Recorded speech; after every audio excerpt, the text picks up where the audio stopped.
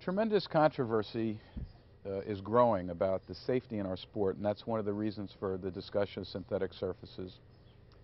Um, I'm going to ask you about use of a whip for a jockey. Now, Jerry Bailey came out on the media and said that he believes, even though when he was a jockey he carried one and it has a purpose, he thinks that if for the safety of the sport all jockeys could no longer use a whip, he believes the competition would still be fair.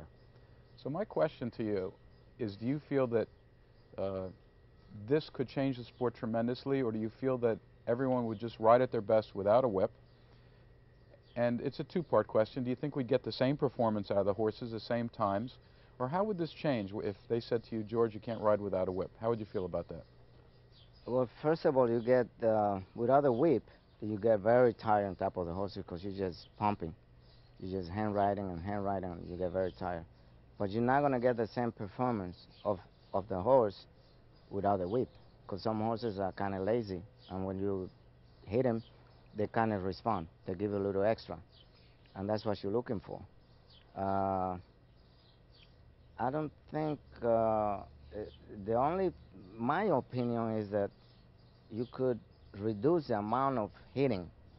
Instead of hit the horse 15, 20, 25 times, you say, well, from the quarter pole to the wire, you are allowed to hit the horse 8 times or 5 times. And it's going to give you the little extra you need on those 5 times. So what you're saying is your solution, because there's going to be tremendous discussions across the country about various ways to improve the safety of racing for the public's sake. And you're recommending, rather than eliminating the whip altogether, to have a limit how many times a jockey could use the whip. And also, I guess, a little bit of an objective opinion that they're not beating the horse, which all of us in the circles know no jockey beats a horse. We all have a passion for the animal. That's not the point. The point is to wake them up, as you said. Right. And in fact, it could take them out of danger's way. If you see that they're veering too much to one side, you want them away from danger. Correct, exactly. So your solution is to minimize the number of times, and that could be reviewed. Times, and that'd be a good solution, I believe, because you can't go hunting without a gun. And if you're going to go to ride a horse in a competition without a whip, I mean, it doesn't make sense, because, like I say, some horses, they need to be wake up. And how are you going to wake them up with a whip? Okay, fair. Last thought here.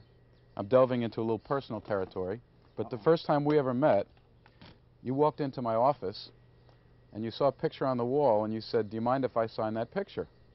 And I said, I didn't know who you were, and I said, who are you? And you said, well, that's Stevie Cawthon on Affirmed, and that's me on Alador. So I'm pulling this picture out on purpose. Uh-oh. I'm pulling this out. We'll film this. But does it seem like 30 years ago? I tell you the truth, no, not that. 30 years ago. It's completely fresh in my mind, you know. Every time I look at the pictures or I see the films, it's like it happened yesterday. And I know you put maybe a couple pounds on since then, just a couple, right? Come on, Dad. Come on. Be nice, will you, please? Yeah, well, since I retired, which was back in '97, I put on 20 pounds. Okay. One more question on that. Do you think jockeys should be allowed to ride at a little higher weight, or do you think that's unfair? I think it should be, the scale of weights should be a little higher. But it's going to be the same problem, you know, because and then bigger guys are going to come into to learn how to ride. And then it's going to be the same type of problem that they are a little bit too big. Right. You know, and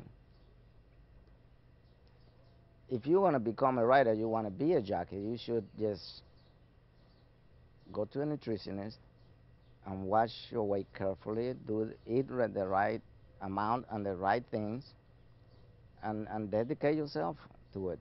And you're going to make it eventually if you have the ability and you got a little bit of luck, you know. I want to thank you so much for taking time out of your busy schedule to come here. I appreciate it. You're a class act, my friend. Thank you, Doc. I'm glad to be here.